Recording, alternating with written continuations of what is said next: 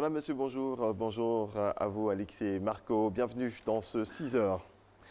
Des élèves et étudiants de Côte d'Ivoire ont marché pour réclamer la reprise des cours dans les établissements publics. Des cours suspendus pour faute de grève depuis plusieurs semaines. Il s'agit de la grève des enseignants. On fait le point avec Pierre Dipomélin, Walter Amadou. Lycée moderne de Cocody, ce mardi matin, portail clos. Raison évoquée, la marche des élèves et étudiants pour réclamer la reprise des cours dans tous les établissements du pays. Depuis hier, on n'a pu que l'aura une marche sur toute l'étendue du territoire concernant la grève des enseignants au collège. Certains font cours, on a appris aussi que d'autres élèves ont été enfermés. C'est pour ça qu'ils ont essayé de marcher. Même décor au lycée classique et au lycée moderne de Treichville. Les forces de l'ordre ont été déployées pour contenir cette manifestation. Dans certains établissements, des individus ont tenté de déloger les élèves des classes. Pourquoi ils vont venir nous déloger? Parce que ça ne nous arrange pas. Nous ne voulons pas faire année blanche. Ils n'ont qu'à arrêter ça. L'année scolaire 2018-2019 connaît des perturbations causées par la longue grève des enseignants. Le gouvernement a obtenu récemment une accalmie avec des syndicats afin de discuter et apporter des réponses à leurs préoccupations. Et pour que la reprise soit effective, le dialogue continue avec les syndicats. Une réunion interministérielle s'est tenue hier soir au ministère de l'Enseignement supérieur. Les différentes parties sont d'accord pour faire accélérer la reprise des cours. Suivez. Nous voudrons vraiment saluer tous les ministres impliqués dans ce débat pour que définitivement des solutions idoines soient proposées et que l'école ivoirienne retrouve sa tranquillité. Je voudrais, au nom de tous les syndicalistes qui ont été invités, faire confiance au gouvernement et trouver une oreille attentive pour que, ensemble, ce débat-là puisse être l'un des derniers débats de cette année sur l'école. Nous avons rencontré donc tous les syndicats. Je voudrais, au nom du gouvernement, leur dire merci d'être venus. Tous ont répondu à notre appel. Nous avons eu des échanges en vue de la reprise des cours sur l'ensemble du territoire national. Les uns et les autres ont fait part de leurs préoccupations, mais ont pris acte de la volonté du gouvernement de ne pas rompre le dialogue avec eux. Le Premier ministre mettra un cadre approprié de poursuite des discussions, mais je suis heureux de savoir que certainement l'école pourra reprendre sur l'ensemble du territoire national si les engagements pris par les uns et les autres ici sont respectés et le gouvernement continue de s'employer à réunir les meilleures conditions possibles pour l'école ivoirienne. La Côte d'Ivoire va accueillir le 27e congrès de l'Union postale universelle UPU. C'est le deuxième pays africain à abriter le congrès, 86 ans après l'Égypte.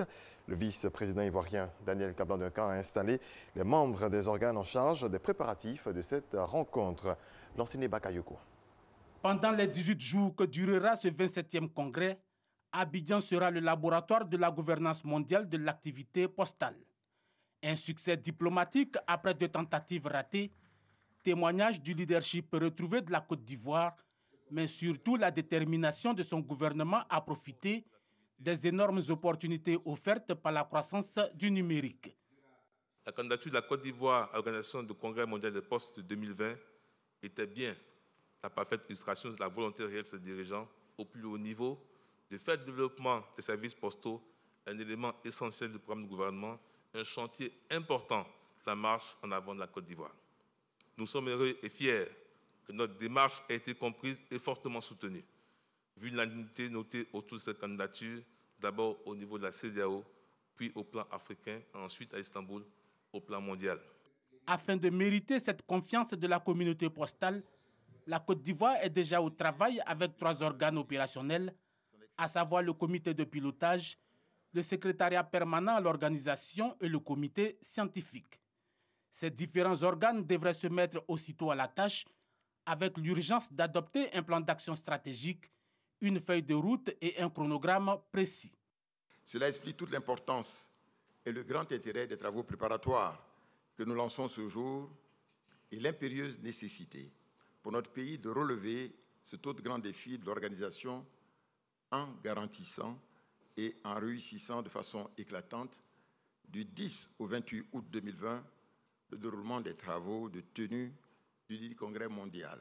Ce rendez-vous de l'Union postale universelle, dont le slogan est « L'Afrique vous invite, la Côte d'Ivoire vous accueille », sera également une belle occasion pour les opérateurs économiques ivoiriens d'étendre leurs activités, mieux de promouvoir tout leur savoir-faire aux yeux du monde. Cet événement permettra à la Côte d'Ivoire, d'une part, de regagner définitivement sa notoriété au sein de la communauté postale universelle et d'améliorer son image au plan international, et d'autre part, d'engranger des retombées positives tant au plan économique, culturel et touristique. Plus de 3000 délégués en provenance de 192 pays membres sont attendus à Abidjan. La Côte d'Ivoire a adhéré à l'Union postale universelle le 23 mai 1961. Aujourd'hui, l'on dénombre plus de 677 000 bureaux de poste à travers le monde, avec plus de 5 millions d'employés. Le premier bureau de poste ivoirien a été implanté en 1862 à Assini.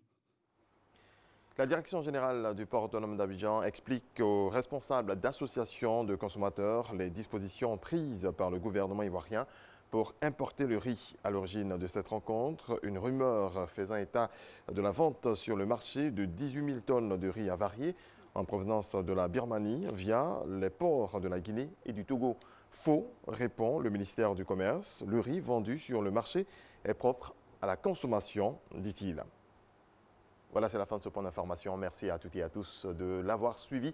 On se retrouve à 6h30 pour l'actualité africaine.